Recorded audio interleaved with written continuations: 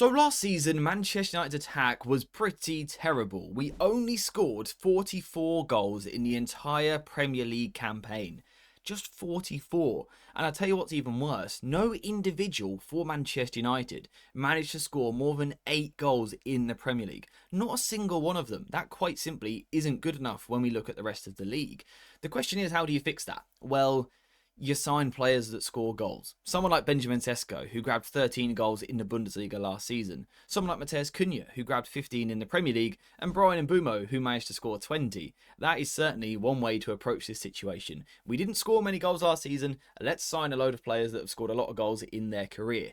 However, we know that it's a bit more complicated than that. You guys are all very intelligent, and you know that you can't just sign goal scorers, especially a bunch of them, and expect it to work. It's much more complicated, and we have to figure out whether or not these profiles actually complement each other. Will they work well together? Will they build understandings with each other to actually take the Manchester United attack to the next level? Or are they going to struggle a little bit with a lack of supply to them and a lack of synergy in the final third? That, my friends, is what we're going to be discussing today.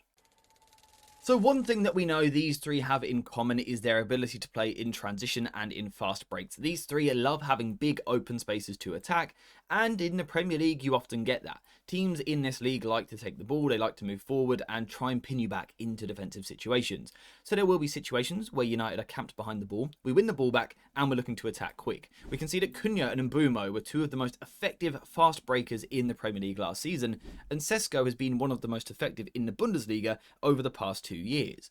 We also know, though, that they have something in common in terms of where they like to operate. And what I mean by that is the fact that they don't like to just operate in one position. The three of them like to interchange and move into different zones. So Mbeumo is a right winger, but he can move into different places. It's the same for Cunha on the left, and of course Sesko as well. We can see that in the heat maps. Here is Bryan Mbeumo's heat map. Here is Mbeumo and Cunha's heat map, and here is Benjamin Sesko's heat map. You can see the three of them like to move into different positions. Now you might be thinking, does that mean they're going to get in each other's way? If they're constantly moving and interchanging, are they just going to bump into each other and block each other and actually create a problem?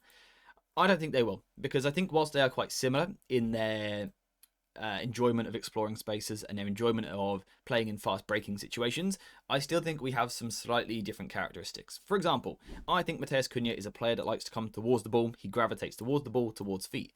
I think Mbeumo, on the other side, is a player who wants to run away from the ball and run into big open spaces.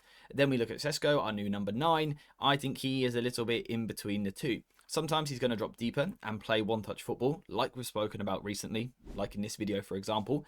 But also, we know that he likes to go the other way. He's got an excellent top speed, he's brilliant at running in behind, an extremely powerful player. So he does give us that mixture. And the way that I can see this working for United is actually that at times it could become more of a front two in transition. So what we'll see is United winning the ball back in deep positions over here. Cunha will quickly rush towards the ball to get the ball into his feet and then drive and carry, while Sesko and Mbeumo will look to play almost as a front two. If we go back to Sesko's heat map, we can see that he does favour the left-hand side slightly. So with Cunha dropping deep to create space, Sesko could then get that space to run in behind, and that's why I think these three can be absolutely lethal in the transition. Now, another reason why I think these three can be really dangerous in transitioning situations is because of the ball carrying. Now, normally when we're talking about ball carrying, we're talking about Mbeumo and we're talking about Cunha, because they were two of the best at it in the Premier League last season.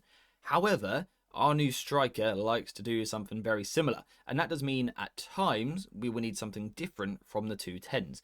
You see, Sesko is a player that at Leipzig, particularly last season, but a little bit the season before as well, was given more of a role where he wouldn't necessarily play as the main number 9. He was given the license to drop a little bit deeper and link play. I have questioned recently how that will affect his ability to score goals, but it does mean he should get himself more involved in play. He should get more touches of the ball. For that to work, the two around him need to work with him, and that's where we talk about synergies. For Sesko to be able to drop into these deeper positions and get on the ball, he needs runners around him. If not, the centre-backs are going to follow him. If the three Manchester United forwards all come towards the ball, then the opposition's defence will do the same, and we won't be able to break in behind. Therefore, for this to be successful, Mbeumo and Cunha will occasionally need to run the other way. I think Mbeumo absolutely will do that. He loves running into these big open spaces. Cunha, I'm not quite so sure, but he does have the running power to move into those zones. If United do this effectively, then Sesko has an amazing ability to get just in front of the two opposition centre-backs, pick the ball up and just drive at them. You can see that in this situation here. Two forwards ahead of Sesko, giving Sesko the room to carry the ball forward and stride through the midfield. And the great thing about this is the closer and closer you get to the opposition goal, as these two are running and taking the defenders back, Sesko drives forward at the heart of defence. His ball striking from long range, whilst inconsistent, can be absolutely immense. So in terms of transitions, attacking big spaces, I think these three are going to be amazing and cause a lot of problems for the opposition. It will take a little bit of time for them to gel, to understand each other's game, and also what Amorim is asking of them, of course. But once they click, I think they'll be red hot. I think we've got a great variety of profiles there with the ball carrying, but also the speed, a bit of passing and creativity from Cunha, the direct running of Mbeumo, and also Sesko. I think it's going to work very nicely if they're giving a little bit of time. But what about in the slower games? Because there are some games where the opposition will set up behind the ball and it is your job to try and break them down. Will these three have what it takes in those situations? Because realistically, up to this point in their career, the three of them have spent a lot of time in fast-breaking teams. That's where they've played. So moving to Manchester United, where sometimes you have to break down a defence, will be a new challenge for them. The question is whether or not this can work. And I think it can, but I think it's going to take time, and I don't think it's perfect right away. In terms of why it can work, it's because of the two wide diamonds that we create. So between the centre-back, the central midfielder, the inside forward, and the wing-back. These situations and these moments allow us to get Mbeumo and Cunha into incredibly dangerous parts of the pitch. In these two half spaces, so Cunha here on the left, Mbeumo here on the right. And importantly, we've spoken about this a lot recently, Cunha is right-footed, playing from the left-hand side, and Mbeumo is left-footed, playing from the right-hand side. So that means their touches, their instincts are going to take them inside the pitch. From these two areas here, where we've got them marked right now, they're dangerous. Look at their goal maps, or their shot maps, I should say, from last season. Absolutely dangerous from these two positions. Really, really dangerous in the final third. Lots of shots from long range. So that's going to work for Manchester United.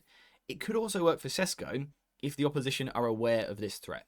If you have a player like Cunha playing for your team, and he's going to come inside the pitch, and from this position he always shoots, and you know he's very dangerous, the opposition have to react. Likely what we will see is centre-backs trying, at times, to be aggressive, seeing Cunha and Mbeumo as the cue to be aggressive, to try and tackle them, to stop those long shots. This is where we need to see alertness from Sesko to make the movement, but also intelligence from the player on the ball to make sure we find them. We've got to make sure we're not greedy in the final third. We do have three players here who like to shoot, but they need to make sure they find each other as well. If they do, there is a real opportunity here for Sesko to be incredibly dangerous off of the shoulder of the centre-backs in the final third. Like he did for Leipzig in a situation like this, moving off the defender, Sesko can be very, very dangerous if we use him in that way. I think the other way where you can be very dangerous is with crosses as well. Now, the reason why I think we can be so dangerous off of crosses this season is because Sesko actually attempted more shots with his head than he did his left foot in the Bundesliga last season, according to the FootMob stats. And we also have players that like to cross. Mbeumo was first in the Premier League last season for the number of crosses, whilst Cunha was 15th. What's important, though, is not just the volume of crosses, it's also the quality of crosses and where they're playing them from and the type of cross that they're playing. We know, particularly in the case of Bryan Mbeumo, he loves this cross here, where you clip it towards the back post and you fade it out towards that back post area. We also know that Sesko likes to attack that zone. Look at his header map from last season. He likes to drift towards that back post on the left-hand side. And once in those positions, he's actually very, very clinical. So Mbeumo, with his crossing ability, also Cunha from the other side as well, with Sesko's ability to leap in the middle, his ability to sometimes be a focal point in the box, hopefully for Manchester United, and his ability to leap, to win headers and direct them towards goal, could be very dangerous, particularly in those slower moments where we're trying to break down a block. Having the ability to throw a ball into the box and win that ball could be good. All in all, I'm really looking forward to seeing these three at Old Trafford next season. Were they expensive? Yes. Were they too expensive? Also yes. Each of them individually probably cost us too much money. However, the money is now spent. Now it's about trying to get the best of them and making sure that they are worth it. Ultimately, if they succeed and take United to the next level, then they would have been worth every single penny. I do have question marks over how it will work. Like I've said already, all three of them have played in very transitional sides in their career, We know that Amorim wants an element of control as well, where it's a little bit slower on the ball. And we do have question marks about how that's going to work. I think, again, the temperament of the Manchester United squad is something that we need to look at. Again, we've got Bruno, we've got Ahmad, we've got Cunha, we've got Mbeumo, we've got Sesko, who are all very direct players. What United also need to add to this team is the rhythm setters as well, players that control the tempo a little bit more. I do feel we are creating a very direct team here, a team that is going for the kill pretty much every time they get the ball, which could work. It could be incredibly exciting to watch, but there will also be situations where it's frustrating when it's not quite clicking, not quite gelling. We will lose the ball quite a lot and give it away needlessly at times. So we need to still sign other players to create that rhythm and that balance in the side.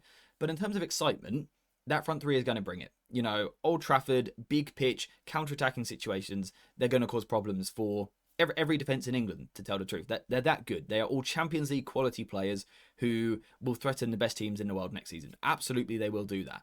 It's still going to take time for it to be perfect. I probably wouldn't have spent the money personally. I'd have gone elsewhere. But now we've got all three of them. We've got to work with them. And like I said, get the best out of them. And hopefully Ruben Amorim can be the man to do that. That's my question for you guys, I guess. Can we get the best out of all three of them? And if so, how do we do it? What is the approach to take to make these three really bloom and blossom and go to the next level? What do we need to do? Let me know what you think in the comments down below. And also, whilst you're there, if you could please leave a like and subscribe and get notifications on, that would be great because we are finished for today's video. So thank you very much for watching. I hope you have enjoyed it. And as always, I'll see you in the next one.